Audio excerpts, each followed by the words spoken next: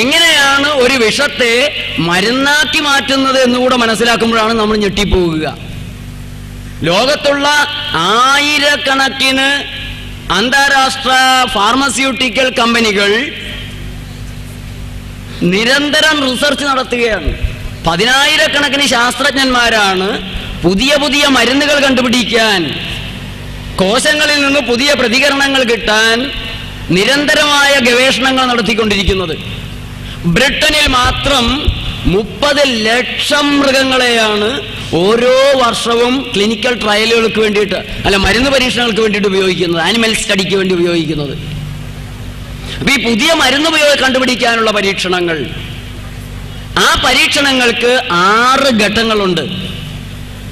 അതീവ രസകരമായ ഘട്ടങ്ങൾ നിങ്ങളൊന്ന് തിരിച്ചറിയണം, നിങ്ങൾ മനസ്സിലാക്കേണ്ടതാണ്. ഇതാരും നിങ്ങളോട് പറഞ്ഞു തരില്ല. ആദ്യത്തേത് പുതിയ റെസ്പോൺസിന് വേണ്ടിയിട്ടുള്ള ലാബ് സ്റ്റഡിയാണ്.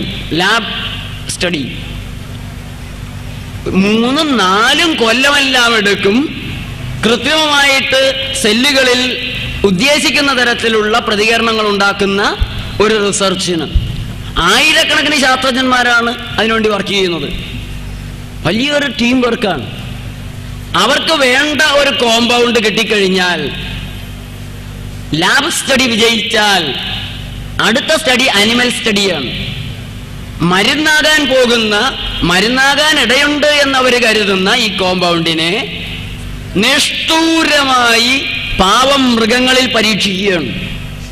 കുരങ്ങിനെയും പന്നിയെയും മുയലിനെയും പശുവിനെയും ഒക്കെ കൂടുകളിൽ തടവിലാക്കി അനങ്ങാൻ പോലും സമ്മതിക്കാതെ നിർത്തി അതിൻ്റെ തലയിലും നെഞ്ചിലും ഒക്കെ മരുന്ന് കുത്തിക്കയറ്റി ഹൈ ഡോസ് കുത്തിവയ്ക്കുന്ന മൃഗങ്ങൾ എത്ര സമയം കൊണ്ട് പിടഞ്ഞു ചാകുന്നു, ആ ചത്ത മൃഗത്തിന്റെ കരൾ പൊട്ടിയാണോ ഹൃദയം പൊട്ടിയാണോ ചത്തത്, തലച്ചോറ് തകർന്നാണോ ചത്തത്, ഇതെല്ലാം രേഖപ്പെടുത്തി. അങ്ങനെ 100 കണക്കിന് മൃഗങ്ങളുടെ അവസ്ഥ രേഖപ്പെടുത്തി. മീഡിയം ഡോസ് കുത്തിവെച്ചതിന് എന്ത് സംഭവിച്ചു, മിനിമം കുത്തിവെച്ചതിന് എത്ര സംഭവിച്ചു, അങ്ങനെ അതിനും ഒരു 3-4 കൊല്ലമെടുക്കും.